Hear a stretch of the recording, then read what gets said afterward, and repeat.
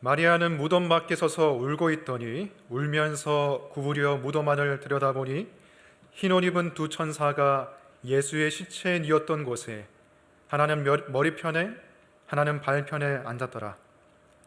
천사들이 이르되 여자여 어찌하여 우느냐?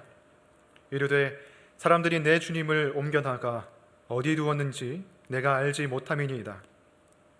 이 말을 하고 뒤로 돌이켜 예수께서 서 계신 것을 보았으나 예수이신 줄을 알지 못하더라. 예수께서 이르시되 여자여 어찌하여 울며 누구를 찾느냐 하시니 마리아는 그가 동산지기인 줄 알고 이르되 주여 당신이 옮겼거든 어디 두었는지 내게 이르소서. 그리하면 내가 가져가리이다. 예수께서 마리아야 하시거늘 마리아가 돌이켜 히브리 말로 라보니 하니 이는 선생님이라는 말이라. 예수께서 이르시되 나를 붙들지 말라. 내가 아직 아버지께로 올라가지 아니하였노라. 너는 내 형제들에게 가서 이르되 내가 내 아버지 곧 너희 아버지 내 하나님 곧 너희 하나님께로 올라간다 하라 하시니 막달라 마리아가 가서 제자들에게 내가 주를 보았다 하고 또 주께서 자기에게 이렇게 말씀하셨다 이르니라. 아멘. 자리에 앉으시기 바랍니다. 오늘 말씀을 위해서 기도하겠습니다. 부활하신 예수 그리스도 지금도 영으로 우리와 함께 하시고 하나님 우편에 앉아 계셔서 온 우주와 만물을 다스리신 줄 믿습니다. 주님, 성령께서 이 시간 저희들의 마음을 주장하여 주시고 저희들 마음을 부드럽게 해주셔서 이 말씀이 온전히 마음판에 심기게 도와주시고 이 말씀을 통하여서 주 예수 그리스도와 새로운 더 친밀한 더 깊은 관계로 우리가 들어갈 수 있도록 그분과 더불어 먹고 더불어 마시며 그분과 동행하는 삶을 살 수 있도록 저희들을 변화시켜 주시옵소서. 예수님 이름으로 기도드립니다. 아멘. 설교를 시작하면서 한 가지 오해를 좀 풀고 시작하고 싶습니다. 저에 대한 오해는 아니고요, 막달라 마리아에 대한 오해를 좀 풀고 시작할까 합니다. 성경인물 중에서 제일 억울한 사람이 저는 막달라 마리아라고 생각해요. 왜냐하면 1000년이 넘는 세월 동안 막달라 마리아는 억울한 누명과 오해를 받고 살았기 때문이에요. 우리가 하루나 일주일 동안이나 이 정도만 오해를 받아도 얼마나 기분이 나쁩니까? 근데 막달라 마리아는 1000년이 넘는 세월 동안 오해를 받고 살았어요. 어떤 오해냐면 막달라 마리아가 매춘부 출신이라는 그런 오해를 사람들이 많이 하고 있습니다. 사실 성경에는 막달라 마리아가 매춘부라는 아무런 언급이 없어요. 그런데 다른 여러 여인들의 이야기가 섞이고 또 중첩되면서 막달라 마리아는 매춘부다 라는 그런 사실이 사람들에게 널리 퍼지게 됐어요. 요한복음 8장에 간음하다가 현장에 잡힌 여인, 그리고 누가복음 7장에서 예수님의 발 앞에 엎드려서 옥합을 깨뜨린 죄 많은 여인, 그 여인들의 이미지가 한데 합쳐지면서 막달라 마리아는 매춘부였을 것이다 라고 사람들이 생각하게 된 것이죠. 게다가 6세기에 교황 그레고리우스 1세가 마리아는 7 귀신이 들렸던 여자로서 그 7 귀신이라는 것은 지독한 간음죄를 상징한다고 설교해버렸어요. 가톨릭에서는 이 교황이 설교를 하면 그게 진리가 돼버리죠. 그래서 그 이후로 1400년 동안 마리아는 그런 억울한 누명을 씌고 살았습니다. 그러다가 1969년에 다른 교황이 그것은 잘못된 해석이었다라고 수정하게 되면서 조금은 오해가 풀리게 되지만 영화나 소설이나 뮤지컬이나 이런 것에서 막달라 마리아가 매춘부로 묘사가 많이 되었죠. 그래서 오늘날까지 마리아를 그렇게 생각하는 사람들이 굉장히 많습니다.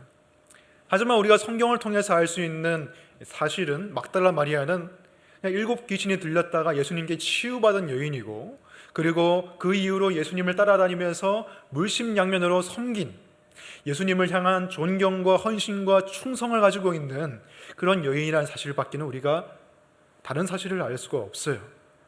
그래서 오늘 이 본문을 보실 때 여러분들은 막달라 마리아에 대한 삐딱한 그런 편견이나 잘못된 오해는 걷어주시고 오늘 본문을 봤으면 좋겠습니다. 그래서 오늘 본문을 통해서 살펴보려는 것은 부활하신 예수님과의 친밀함입니다. 부활하신 예수님의 친밀하심, 예수님의 부활과 친밀하심을 서로 연결하는 것이 좀 낯설게 들릴지도 모르겠습니다. 하지만 오늘 말씀을 찬찬히 살펴보면 왜 이런 얘기를 하는지 알 수 있을 거예요. 그래서 오늘 두 가지를 살펴보겠습니다. 첫 번째, 주님은 나의 이름을 친밀히 부르신다. 둘째, 주님은 우리를 가족으로 친밀히 부르신다. 첫 번째, 주님은 나의 이름을 친밀히 부르신다. 지난주 본문에서 막달라 마리아는 예수님의 무덤이 비어있는 것을 발견하고 그 사실을 제자들에게 알렸죠. 그래서 두 제자 베드로와 요한이 무덤으로 급히 달려와서 무덤을 확인합니다. 그리고 무덤이 비어있는 것을 보고 다시 각자의 집으로 돌아가 버리죠.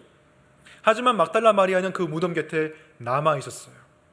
그래서 오늘 말씀을 보면 막달라 마리아는 무덤 곁에 남아서 울면서 있었습니다. 11절 말씀 보시면 마리아는 무덤 밖에 서서 울고 있더니 울면서 구부려 무덤 안을 들여다보니, 여기서 마리아가 울었다고 되어 있는데 그 운다는 단어의 헬라어는 심히 통곡하고 흐느끼면서 울었다는 뜻이에요. 그냥 운 게 아니라 심히 통곡하면서. 이 눈물을 보면 그 간절함, 예수님에 대한 마리아의 그 간절함이 얼만큼이었는지 우리가 조금은 짐작할 수가 있겠죠. 마리아가 울면서 무덤 안을 들여다보았을 때 두 천사를 만나게 됐습니다. 흰옷 입은 두 천사가 하나는 예수님의 시신의 머리편에, 하나는 발편에 앉아 있는 것을 보게 되어 있어요. 천사들이 마리아에게 물었습니다. 어찌하여 우느냐? 여자여 어찌하여 우느냐? 천사들이 몰라서 물어봤을까요? 사실 다 알면서 물어보는 것이지만 이 질문은 더 깊은 뜻이 담겨 있는 것이었어요. 마리아의 관점으로 볼 때는 이 상황이 울 수밖에 없는 그런 상황이지만 천사들의 관점에서 봤을 때는, 하늘의 관점에서 봤을 때는 이 상황이 울 상황이 아니라는 것입니다. 천사들이 봤을 때는 예수님이 지금 부활하신 상황이기 때문에 울 상황이 아니라 사실은 기뻐할 상황이기 때문에 여자여 어찌하여 우느냐라고 물어본 것이죠. 우리 삶에도 이런 순간들이 있습니다. 하나님의 섭리의 역사를 모르고 인간적인 관점으로 볼 때에는 지금의 상황이 울 상황이고 지금의 상황이 답답해할 수밖에 없는 상황처럼 느껴지지만 하나님의 관점, 하나님의 섭리의 관점을 봤을 때는 그것이 울 상황이 아닐 수 있다는 것이죠. 13절에서 마리아가 대답합니다. 사람들이 내 주님을 옮겨다가 어디에 두었는지 내가 알지 못함이니이다. 예수님의 시체가 사라졌다는 거예요. 근데 마리아는 시체라는 표현을 쓰고 있지 않아요. 예수님이 비록 돌아가셨고 죽으셨지만 예수님의 시체라는 말을 쓰지 않고 내 주님이라고 존경을 담아서 말하고 있습니다. 그리고 마리아는 내 주님이라고 말하고 있어요. 나의 주님, 그냥 주님 또는 제자들의 주님, 이스라엘의 주님이 아니라 나의 주님이라고 말하고 있어요. 이건 존경과 그리고 아주 그 친밀함을 담아서 말하고 있는 거예요. 얼마나 마리아와 예수님의 관계가 친밀했는지 알 수가 있죠. 이성적인 관계의 친밀함이 아니라 존경과 경외심과 헌신과 충성의 의미를 담은 그런 친밀함이죠. 마리아가 이 말을 하고 나서 뒤를 돌아보았습니다. 뒤를 돌아보았을 때 누군가가 있는 것을 알아챘어요. 그분이 누굽니까? 예수님이죠. 근데 마리아는 그분이 예수님인 것을 알지 못했어요. 그때 예수님께서 마리아에게 말씀하셨습니다. 15절에 여자여 어찌하여 울며 누구를 찾느냐. 천사들이 한 말과 비슷하죠? 마리아는 지금 울 상황이 아니라는 거예요. 울 상황이 아니고 지금 누구를 찾느냐, 너가 찾는 예수님은 살아났다 라고 예수님께서 그 의미를 함축해서 말하고 계신 거예요. 마리아는 계속해서 예수님을 알아보지 못했습니다. 그저 자신과 대화하고 있는 그분이 동산 관리인이라고 생각했어요. 예수님을 내 주님, 나의 주님이라고 부르던 마리아가 어째서 예수님을 이렇게 답답할지만큼 알아보지 못했을까요? 여러 가지 이유가 있을 수 있습니다. 첫 번째는 마리아가 잠을 자지 못하고 그리고 너무 심하게 울어서 예수님을 잘 알아보지 못할 수 있었고요. 두 번째는 마지막으로 본 예수님의 모습은 굉장히 처참하고 피 흘리고 비참한 모습이었기 때문에 지금 마리아와 대화하고 있는 그 사람의 모습은 이게 매칭이 안 되는 것이죠. 게다가 예수님은 원래 입고 있던 옷은 무덤에 잘 개어놓고 새로운 옷을 입고 있는 그런 상황이기 때문에 잘 알아보기 힘들었을 수도 있습니다. 세 번째, 예수님께서 살아나실 것이라는 그런 생각은 추호도 해본 적이 없기 때문이죠. 부활에 대한 생각 자체가 마리아의 머릿속에 없었기 때문입니다. 네 번째는 예수님께서 초자연적인 방식으로 마리아의 눈을 가려 놓았기 때문입니다. 누가복음 24장에 엠마오로 가는 두 제자, 그 두 제자와 예수님과 함께 긴 시간을 함께 여행하고 걸어 다녔지만 그 두 제자가 예수님을 알아보지 못했어요. 한참 동안 예수님을 알아보지 못했다가 예수님께서 빵을 떼어서 축사하시는 그 순간에 그 두 제자가 눈이 열려서 예수님을 알아보게 되었다고 나와 있습니다. 그때 예수님은 갑자기 사라지셨죠. 예수님이 딱 그 시점에, 그 타이밍에 눈을 열어주신 것입니다. 아마도 이 모든 이유가 복합적으로 마리아에게 작용했을 것이에요. 그렇다면 이 막달라 마리아가 부활하신 예수님을 알아보게 된 이 결정적인 계기가 무엇이었을까요? 바로 예수님이 마리아의 이름을 친밀하고 따뜻하게 부르셨을 때였어요. 16절 말씀 보겠습니다. 예수께서 마리아야 하시거늘 마리아가 돌이켜 히브리 말로 라보니 하니, 예수님께서 마리아의 이름을 부르셨을 때에 마리아는 뒤로 돌아보면서 예수님을 보았고 그리고 그분이 예수님인 것을 알아보았습니다. 그리고 라보니라고 대답했어요. 라보니란 말은 랍비라는 말, 선생님이란 말을 더 높여서 부르는 극존칭입니다. 이처럼 마리아는 자신의 이름을 친밀하게 부르시는 그 예수님의 음성을 들었을 때에 비로소 부활하신 예수님을 알아보게 된 것이에요. 여러분, 예수님은 마리아의 이름을 부르셨을 뿐만 아니라 지금도 저와 여러분의 이름을 각각 부르시는 분이십니다. 이름을 부른다는 것은 굉장히 친밀하고 인격적인 관계를 뜻하는 것이죠. 우리가 사람들을 만났을 때 왜 이름을 물어봅니까? 이름을 모르고 그냥 저기요 있잖아요 이런 식으로 부르면은 그 사이가 친밀해질 수가 없어요. 이름을 알게 되면 그 사람과 더 가까워지게 되죠. 여러분, 우리 어머님들이 길가에 꽃을 그냥 지나치지 못하고 이 휴대폰 어플에 꽃 검색 어플을 이렇게 막 갖다 대면서 그 꽃 이름을 그렇게 알려고 하시는 이유가 뭔가요? 그냥 지나칠 수 있는 꽃이지만 이름을 알게 되면 그 꽃이 좀 더 가깝게 느껴지는 거예요. 우리 별을 바라볼 때도 이름을 모르면 그 별이 멀리 있게 느껴지지만 별자리의 이름을 알게 되면 왠지 그 별이 나와 가까이 있는 것처럼 친밀하게 느껴지잖아요. 시편 147편 4절에 이런 말씀이 있습니다. 그가 별들의 수요를 세시고 그것들을 다 이름대로 부르시는도다. 우주에 수백억의 별들이 있는데 하나님께서는 그 별들의 수요를 다 아시고 그 별들의 각각의 이름을 부르신다는 것입니다.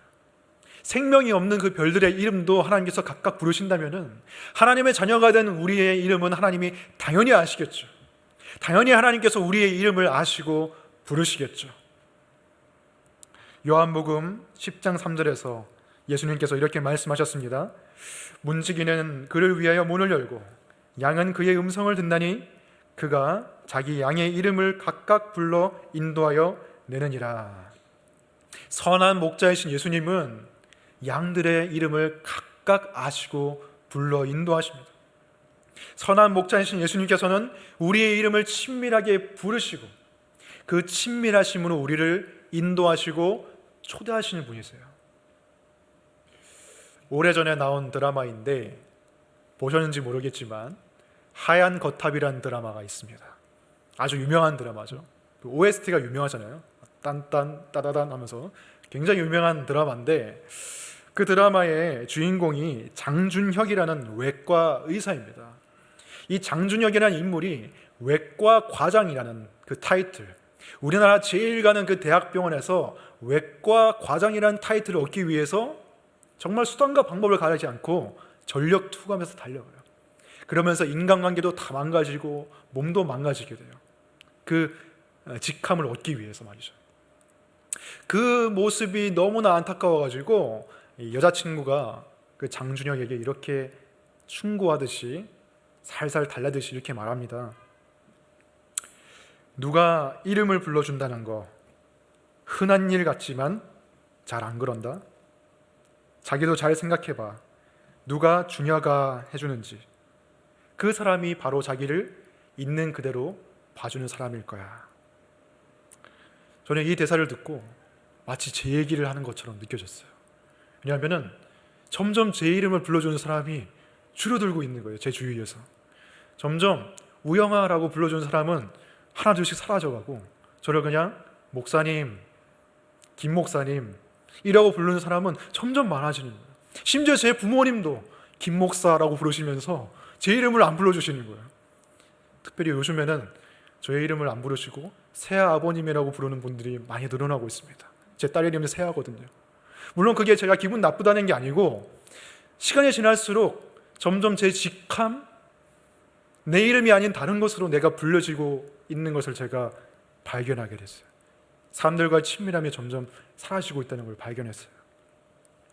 한국 문화가 좀 그게 심하죠. 한국 문화는 호칭 문화입니다. 이름을 부르지 않아요. 직함 문화입니다.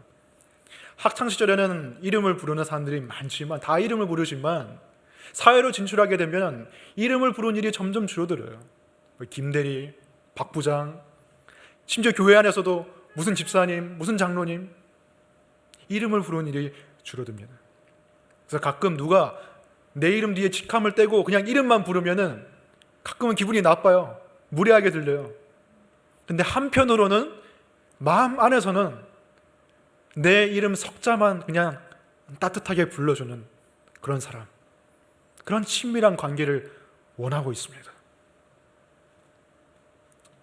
여러분, 여러분의 이름을 있는 그대로 불러주실 분, 여러분 마음 가운데 있는 그 친밀함에 대한 그 갈망을 만족시킬 분이 누구십니까? 예수님밖에 없어요. 우리의 세상 속에서 어떤 직함 하나를 얻으려고 막 아둥바둥 살아가지만 그 직함을 얻으려고 달려가는 그 동시에 하나님과의 친밀함도 잃어버리게 되고 주위 이웃 사람과의 그 친밀함도 잃어버리게 됩니다. 심지어 하나님 앞에서도 그냥 내 이름, 내 있는 그대로 나서지 못하고 내가 이룬 것을 가져가고 내 직함을 가져가고 하나님 앞에 벽을 쌓는 거예요. 하지만 예수님은 우리를 있는 그대로 봐주시고 친밀함으로 초대하시고 우리의 이름을 불러주시는 분이십니다. 그러나 문제는 우리가 예수님을 알아보지 못한다는 거예요. 우리가 마리아처럼, 우리가 제자처럼 예수님을 알아보지 못하고 예수님을 외면하고 있다는 것이에요. 왜 우리가 예수님을 알아보지 못합니까? 그분이 지금도 살아계셔서 지금도 우리의 이름을 부르신다는 그 믿음을 가지지 못한다는 거예요. 그분이 지금도 살아계시고 우리와 인격적인 관계를 맺기를 원하신다는 그 사실을 우리가 무시하며 살아간다는 것입니다. 예수님은 그냥 2000년 전에 마리아와 제자들의 이름만 부르셨지 내 이름은 부르지 않는다고 생각한다는 거예요. 예수님은 그냥 성경 안에 갇혀 계시고 우리와는 아무런 관련이 없다고 생각하기 때문이에요. 여러분 정말로 예수님이 지금도 살아계시며 이 자리에 우리와 함께 계신다는 것을 믿습니까? 단지 2000년 전에 계셨던 그 예수님을 기억하고 기념하고 추모하는 정도로 우리의 신앙이 그치고 있지는 않습니까? 우리는 예수님을 추모하거나 기념하거나 기억하는 신앙을 목표로 하지 않습니다. 종교개혁 시기에 논란이 되었던 것이 바로 그 부분이에요. 성찬에 대한 부분에 있어서 로마 가톨릭은 성찬을 할 때 사제가 빵과 포도주를 축사하면 빵은 예수님의 진짜 이 살이 되고 포도주는 예수님의 그 붉은 피가 된다고 믿었어요.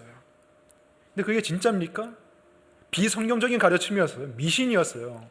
빵은 빵이고 포도주는 포도주지 그게 살아있는 그런 이 사람의 살과 같은 살이 될 수가 없어요. 그래서 종교개혁자들은 새로운 성찬론을 정립하기를 원했습니다.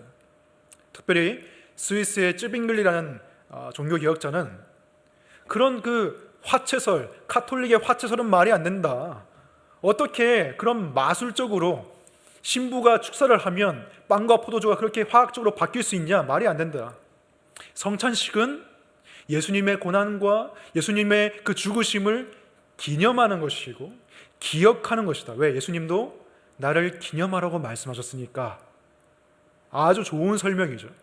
훌륭한 설명입니다. 하지만 조금 모자라는 게 있어요. 그래서 존 칼빈이 이렇게 정리했습니다. 성찬은 예수님의 그 흘리신 피와 그 찢기신 살을 기념하고 기억하는 동시에 우리가 성찬을 행할 때에 부활하신 예수 그리스도의 살아계신 그 영이 우리와 함께 하신다. 성찬을 할 때 우리와 함께 하셔서 영적으로 함께 임재하셔서 우리의 마음을 감동시키시고 역사하시고 예수 그리스도와 우리가 하나라는 것을 깨닫게 하신다. 이게 존 칼빈이 말했던 영적 임재설입니다. 이것이 부활하신 예수님에 대한 우리의 올바른 인식이고 믿음이 되어야 될 거예요. 단순히 기념하고 기억하는 것이 아니라 지금도 살아계셔서 우리와 함께 하시고 우리와 인격적인 관계를 맺으신다는 거예요. 우리를 친밀히 부르시는 주님을 알아야 합니다. 십자가의 죽음은 복음의 중요한 한 축입니다. 그러나 그것만을 우리가 생각한다면 복음을 온전히 아는 것이 아니에요. 예수님은 부활하셨고 지금도 우리의 이름을 부르십니다. 그래서 예수님은 요한계시록에서 라오디게아 교회에게 이렇게 말씀하셨죠. 볼지어다 내가 문 밖에 서서 두드리노니 내 음성을 듣고 문을 열면 내가 그에게로 들어가 그와 더불어 먹고 그는 나와 더불어 먹으리라. 아멘. 예수님이 우리의 문 밖에 서서 두드리세요. 내가 너와 더불어 먹기를 원한다. 먹는다는 것은 친밀한 관계를 말하는 거예요. 내가 너와 친밀한 관계로 들어가기 원한다. 근데 우리는 문 앞에 예수님을 세워두고 문전박대하고 친밀한 관계를 거부하죠. 왜? 살아있다고 생각하지 않으니까. 우리는 때로 기독교 신앙을 무슨 철학 공부하는 것처럼 하나님은 살아계신 분인 인격적인 분이 아니라 무슨 원리처럼 대할 때가 많습니다. 그냥 어떻게 구원받고 어떻게 예수님이 우리의 죄를 사했고 어떻게 우리의 의로움이 되고 이런 교리적인 지식만을 추구한 위험이 있어요. 물론 교리가 중요하죠. 하지만 교리만 중요하다면 신학 교수님들은 다 성인이 됐을 거예요. 신학 교수님들이 제일 교리를 잘 알잖아요. 하지만 때로는 교리적인 지식으로 가득 찬 신학 교수님보다 교회에서 학식 없지만 살아계신 예수님과 인격적인 관계를 맺고 있는 한 평범한 성도님이 예수님을 더 잘 알 수가 있어요. 예수님과 살아있는 교제를 하기 위해서는 특히 기도가 중요합니다. 성경을 묵상하는 것도 중요하지만 그 살아계신 말씀이신 예수님께서 우리 가운데 거하시는 것을 우리가 알기 위해서는 기도가 중요해요. 사도행전을 보면은 바울이 유대인들에게 핍박을 받을 때 로마의 천부장이 바울을 구해줍니다. 그래서 바울을 병영 안으로 데리고 와요. 그날 밤에 바울이 주님을 만났습니다. 기도 가운데. 사도행전 23장 11절 말씀을 보시면 그날 밤에 주께서 바울 곁에 서서 이르시되 담대하라 네가 예루살렘에서 나의 일을 증언한 것 같이 로마에서도 증언하여야 하리라 하시니라. 주께서 바울 곁에 서서 그를 위로하셨다고 했어요. 바울 곁에 서서. 얼마나 친밀하고 따뜻한 모습입니까? 저는 이때 분명히 바울이 기도하고 있었을 거라고 생각해요. 그가 기도할 때 기도하는 바울 곁에 주님께서 서서 위로하시고 힘 주셨습니다. 그래서 바울은 그 모든 핍박과 환난을 이겨내고 로마까지 갈 수가 있었던 거예요. 이 일이 저와 여러분에게 동일하게 일어날 수 있다고 생각합니다. 우리가 기도할 때 주님께서 곁에 서서 위로하고 힘 주십니다. 성경을 그냥 읽는 것도 중요하지만 그 읽기 전후로 기도해야 합니다.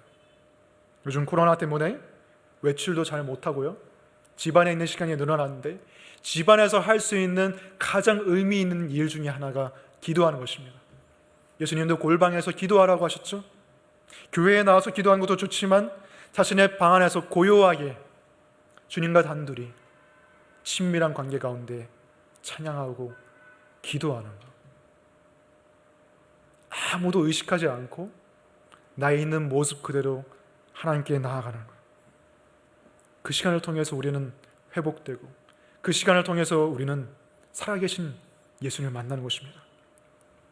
바울이 갈라디아서 2장 20절에서 말했죠. 그런즉 이제는 내가 사는 것이 아니요 오직 내 안에 그리스도께서 사시는 것이라. 기도할 때 내 안에 그리스도께서 살아계신다는 것을 믿을 수 있고 경험할 수 있습니다. 오늘도 이 살아계신 예수님을 우리가 경험하기 원합니다. 두 번째 포인트로 넘어가겠습니다. 두 번째, 주님은 우리를 가족으로 친밀히 부르신다. 주님은 우리를 가족으로 친밀히 부르신다. 계속해서 17절 말씀을 보시면 마리아가 너무나 감격한 나머지 예수님을 꽉 붙들었어. 혹시 예수님이 다시 사라지시면 어쩌나, 그런 마음 때문에 예수님을 붙들고 놓아주지 않았던 것 같아요. 그러나 예수님께서 말씀하셨죠. 나를 붙들지 말라. 내가 아직 아버지께로 올라가지 아니하였노라. 여기서 내가 아직 아버지께로 올라가지 아니하였노라 라는 말은 예수님께서 아직 승천하실 때가 되지 않았다는 말입니다. 예수님께서 승천을 바로 하시면은 이제 다시 예수님을 볼 수가 없겠죠. 예수님 재림하시기 전까지는. 하지만 사도행전을 보면 예수님께서 40일 동안 부활하신 이후에 제자들과 함께 계셨다고 말씀하셨어요. 그러니 지금 붙들고 있지 않아도 예수님과 함께할 날이 조금은 남아있다는 그런 뜻입니다. 그런데 나를 붙들지 말라라고 하신 말씀은 마리아의 이름을 친밀히 부르셨던 그 예수님의 그 따뜻한 그 어투와는 조금 차이가 있죠. 매정하게 느껴질 수도 있습니다. 하지만 실제로 예수님께서는 나를 붙들지 말라라고 하는 그 말을 통해서 마리아를 또 다른 친밀함으로 부르고 계셨어요. 마리아야, 나는 너와 친밀한 관계를 원하고 너도 그것을 원한다. 하지만 나와 너 사이의 관계만 중요한 게 아니란다. 그래서 예수님께서 말씀하시죠. 17절에 너는 내 형제들에게 가서 이르되 내가 내 아버지 곧 너희 아버지 내 하나님 곧 너희 하나님께로 올라간다 하라. 예수님께서는 마리아를 자신의 형제들에게로 보내신다고 하셨습니다. 즉 예수님과 마리아 사이에 친밀함만이 있는 것이 아니라 예수님의 형제들, 즉 예수님의 가족들과의 친밀함도 중요하다는 거예요. 예수님은 마리아를 예수님의 형제들에게 보내셨습니다. 그런데 예수님께서 여기서 내 형제들이라고 말한 그 사람들은 누굴까요? 예수님의 친형제들일까요? 18절을 통해서 우리가 알 수 있습니다. 마리아가 누구에게로 왔습니까? 마리아는 예수님의 친형제들에게 간 것이 아니라 제자들에게 갔습니다. 즉 예수님은 자신의 제자들을 내 형제라고 부르신 것이에요. 이전까지는, 예수님이 부활하시기 전까지는 한 번도 제자들을 형제라고 부르신 적이 없어요. 종이라고 부르신 적은 있고 친구라고 부르신 적은 있어요. 요한복음 15장 15절을 보시면 이제부터는 너희를 종이라 하지 아니하리니 종은 주인이 하는 것을 알지 못함이라. 너희를 친구라 하였노니 내가 내 아버지께 들은 것을 다 너희에게 알게 하였음이라. 사실 예수님께서 우리를 그냥 종으로 부르셔도 우리는 정말 감사한 일입니다. 사탄의 종으로 사느니 예수님의 종으로 살면서 하나님 나라를 위해 일하는 것이 훨씬 더 감사한 일이죠. 근데 친구라는 것은 더 친밀한 관계로 초청하신 것입니다. 더 깊은 관계로. 근데 예수님께서는 부활하신 이후에 친구 이상의 관계로 우리를 초대하셨어요. 바로 가족의 관계로. 다시 17절 말씀을 보시면 내가 내 아버지 곧 너희 아버지 내 하나님 곧 너희 하나님께로 올라간다 라고 하셨습니다. 친구가 아니라 같은 하나님 아버지를 둔 형제요 자매요 더 깊은 관계로 우리를 부르세요. 요한복음 1장 12절에 예수 그리스도를 믿으면 그를 영접하면 하나님의 자녀가 된다고 했습니다. 죄로 인해서 가장 멀어질 수밖에 없는 그 관계를 예수 그리스도의 십자가와 부활의 그 능력으로 가장 가깝고 친밀한 사이로 바꿔 놓으셨습니다. 피조물이 창조주와 가족이 된 것이에요. 너무너무 어마어마한 일이기 때문에 우리는 감도 안 잡혀요. 이게 무슨 일이란 거지? 무슨 일이 나한테 주어진 거지? 이게 어떤 은혜지? 감도 안 잡히는 거예요. 아마 어렸을 때 이런 생각을 한 번쯤 해보셨을 거라고 생각해요. 저 사람이 내 가족이었으면 좋겠다. 심지어는 저분이 내 부모님이었으면 좋겠다. 저 사람이 내 친형, 친오빠, 친누나였으면 좋겠다 라고 생각한 적이 아마 있었을 거예요. 저는 제가 어렸을 때 비디오 가게 아저씨가 제 가족이었으면 좋겠다라고 생각했어요. 왜? 그러면 돈 주고 비디오 안 빌리고 제가 좋아하는 만화 영화 실컷 볼 수가 있으니까 그런 생각을 했었어요. 제 주위에 여자애들은 G.O.D나 H.O.T 오빠들이 내 친오빠였으면 좋겠다 이런 생각을 하더라고요. 근데 이제 나이가 들면서 그런 생각이 점점 더 영악하게 발전하게 됩니다. 건물주의 아들로 내가 태어났다면, 빌 게이츠가 내 삼촌이었다면 이런 생각을 하는 거죠. 근데 여러분, 그런 일이 일어날 수 있나요? 꿈 같은 일이죠. 다시 태어나도 그런 일은 일어나지 않아요. 현실 세계에서도 그렇게 되고자 아무리 노력하고 아무리 시간과 우리의 에너지를 투자해도 그런 일은 일어나지 않습니다. 그런데 그것보다 더 위대한 일이, 더 꿈 같은 일이, 더 이루어질 수 없는 일이 우리에게 일어난 거예요. 우리가 건물주의 자녀가 된 게 아니라 창조주의 자녀가 됐어요. 예수 그리스도의 능력, 예수 그리스도의 그 희생과 그 부활의 능력으로 우리의 힘으로는 이룰 수 없는 것이 하나님의 은혜로 이루어진 것입니다. 이것만으로도 우리는 영원토록 하나님을 예배하고 찬양하고 또 감격하기에 충분하죠. 우리를 종이 아니라 친구가 아니라 가족으로 부르신 은혜. 그러나 동시에 예수님께서는 또 다른 차원의 친밀함으로 우리를 또 부르십니다. 예수님께서 제 아들을 내 형제라고 부르셨을 그 순간에 예수님과 제자 사이의 관계만 변한 것이 아니라 제자들과 제 아들 사이의 관계도 변한 것이에요. 예수님과 제자들이 형제 관계 되었을 뿐만이 아니라 제자들도 서로 형제가 되었어요. 이전에는 그냥 예수님을 보고 함께 모인 동지였지만, 친구고 경쟁자였지만, 이제는 예수님이 부활한 이후에는 그 이상으로 형제가 되어버린 것입니다. 사실 이 친구 그리고 가족, 이 사이는 굉장히 많은 차이가 있어요. 친구는 내가 선택하는 관계예요. 내가 사귀고 싶은 친구를 선택해요. 내가 보기에 좀 인기 많아 보이는 친구, 또는 나와 잘 맞는 친구, 나와 성격이 잘 맞는 친구, 우리가 선택하죠. 하지만 가족은 우리가 선택하는 관계가 아니에요. 배우자를 제외하고 우리가 피가 섞인 가족은 우리가 선택하는 관계가 아니에요. 어쩌다 보니 가족이 된 거예요. 나의 부모님, 나의 형제, 자매, 친척, 심지어 나의 자녀까지 내가 선택하지 않습니다. 나의 자녀도 나의 그 자녀의 성별, 성격 내가 선택하는 게 아니에요. 하나님이 선택하셔서 가족이 되게 하신 거예요. 예수님과 우리의 관계도, 제자들의 관계도 마찬가지입니다. 제자들이 서로를 선택한 것이 아닙니다. 예수님이 제자들 한 사람 한 사람을 불러 모으셨고 예수님이 선택하셔서 그들이 가족이 되게 하신 거예요.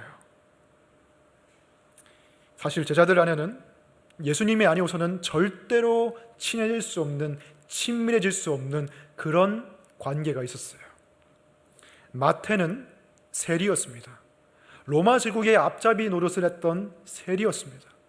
한편으로 셀롯 땅에 가입되어 있던 시몬이라는 제자는 열심당원으로서 로마의 세금 바치기를 거부했던 자이고 항의했던 자이고 심지어는 로마의 정치가들을 암살했던 무장투쟁을 했던 자였어요.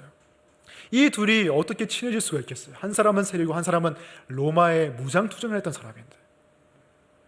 또 베드로 같은 경우에는 확신과 열정이 넘치는 그런 사람이었습니다. 반대로 도마 같은 사람은 의심 많고 소극적인 사람이었어요. 그 둘이 어떻게 맞을 수가 있겠어요? 요한 같은 경우에는 대제사장과 알고 지낼 정도로 예수님을 따라갈 때 품꾼들을 버려두고 떠날 정도로 부유한 집안이었어요. 하지만 반대로 가난한 제자들도 있었습니다. 제자들 안에는 정치적 색깔과 사회적 신분과 경제적 지위와 성품이 서로 다른 여러 종류의 그 사람들이 모여 있었어요. 그들은 서로를 선택하지 않았습니다. 예수님께서 선택하셔서 그들을 가족으로 만드신 것이고 하나님이 그들의 아버지가 되셨고 예수님이 그들의 맏형이 되신 것이에요. 이것이 바로 교회의 모습입니다. 부활하신 예수님께서 우리를 가족의 친밀함으로 부르십니다. 우리가 서로를 선택한 게 아니에요. 우리가 서로의 정치적 색깔이나 취미나 관심사나 성격이나 성향들을 보고 우리가 선택해서 교회를 이룬 것이 아니에요. 우리는 예수님 때문에 모였습니다. 예수님이 우리를 선택하셔서 교회가 되게 하셨고 가족이 되게 하셨습니다. 많은 차이점들이 있어요. 하지만 그 차이점이 피조물과 창조주가 가지는 차이점보다 크지는 않습니다. 피조물과 창조주가 가족이 되었다면 피조물끼리는 당연히 가족이 될 수가 있는 거예요. 히브리서 2장 11절을 보면 예수님께서는 우리를 형제라 부르시기를 부끄러워하지 않으신다고 말씀하셨습니다. 교회 안에도 내가 저 사람이랑 같은 교회를 다니다니 부끄러워 참을 수가 없어. 이런 관계가 혹시나 있을 수도 있어요. 하지만 창조주이신 예수님께서 피조물이고 죄 많은 우리를 형제로 부르시기를 부끄러워하지 않으신다면 교회 안에 있는 크고 작은 그런 문제들은 품고 갈 수가 있는 거예요. 또한 예수님께서 베풀어 주신 그 친밀함을 우리는 서로에게 베풀어야 합니다. 예수님께서 우리의 이름을 친밀하고 따뜻하게 불러주신 것처럼 서로의 이름을 그렇게 불러주시기 바랍니다. 이름을 모르는 사람에게는 먼저 다가가서 이름을 물어보시고 그 이름을 불러주세요. 여러분의 기도 안에서 카베넌트 가족들의 이름을 한 명 한 명씩 불러주세요. 교회의 일원이 된다는 것은 새로운 많은 가족들을 얻게 된다는 것입니다. 물론 요즘 코로나 때문에 비대면 예배를 하고 이렇게 함께 모이지 못하는 상황이 계속되면서 우리가 서로 가족이라는 공동체라는 그런 인식 또한 많이 약해지는 것 같아요. 사실 교회뿐만이 아니라 세상의 전반적인 흐름이 그래요. 모이지 않고 연합하지 않고 개인주의적으로 흘러가죠. 지나친 개인주의로 흘러가고 있습니다. 그리고 그것이 교회 안으로 또 흘러 들어가고 있어요. 교회가 세속화된다는 말을 많이 합니다. 어떤 사람은 세속화가 그냥 크리스천이 술, 담배 하는 것쯤으로 생각할 수 있지만 진짜 문제인 세속화는 교회의 사람들이 계속해서 개인주의적으로 빠진다. 은둔형 크리스천으로 예수님과 나만의 관계만 괜찮으면 된다는 식으로 막달라 마리아가 예수님을 붙잡고 놓아주지 않은 것처럼 예수님만 붙잡고 다른 사람들은 외면하는 그런 신앙으로 나아간다는 것이에요. 교회에서 속하를 막는 것은 교회를 다시 가족으로 만드는 것입니다. 우리 교회 안에 여러분의 아버지가 있고 여러분의 어머니가 있고 여러분의 형제, 여러분의 누나, 여러분의 동생이 있고 여러분의 조카들, 여러분의 친척들이 여기에 있어요. 우리가 서로를 선택하지 않았지만 예수님이 우리를 그렇게 선택하셨습니다. 그 가족들에게 먼저 다가가려는 노력이 필요해요. 가족이 붕괴된 이 현대 사회 속에서 사람들은 가족의 따뜻함과 친밀함을 원하지만 그것을 먼저 실천하려고는 하지 않아요. 그러나 우리는 막달라 마리아가 18절에서 말한 것처럼 주님을 본 자들입니다. 내가 주님을 보았다. 우리의 이름을 부르시고 우리를 친밀함으로 초대하시는 그 예수님을 우리는 보았고 만난 자들이기 때문에 우리는 먼저 누군가에게 손 내밀 수가 있는 거예요. 여러분은 주님을 본 자들로서 이제 서로를 돌아보기 바랍니다. 먼저 누군가의 기도 제목을 물어보고 기도해주고 아픈 사람을 위로해주고 격려해주고 물질적인 도움이 있는 사람에게 도움의 손길을 베풀기 바랍니다. 이 예배가 끝난 후에 여러분의 휴대폰에 카톡을 열어서 여러분의 케어그룹 가운데 또는 우리 교회 가운데 여러분이 먼저 연락하고 위로해주고 기도해줘야 할 사람이 누구인지 한번 찾아보시기 바랍니다. 그리고 서로의 안부와 기도 제목을 물어보시기 바랍니다. 그 가운데 우리가 예수님 안에 가족이라는 사실을 다시 확인하게 될 것입니다. 그리고 그 친밀하고 따뜻한 나눔이 있는 그 가운데 부활하신 예수님의 임재가 있을 줄로 믿습니다. 기도하겠습니다.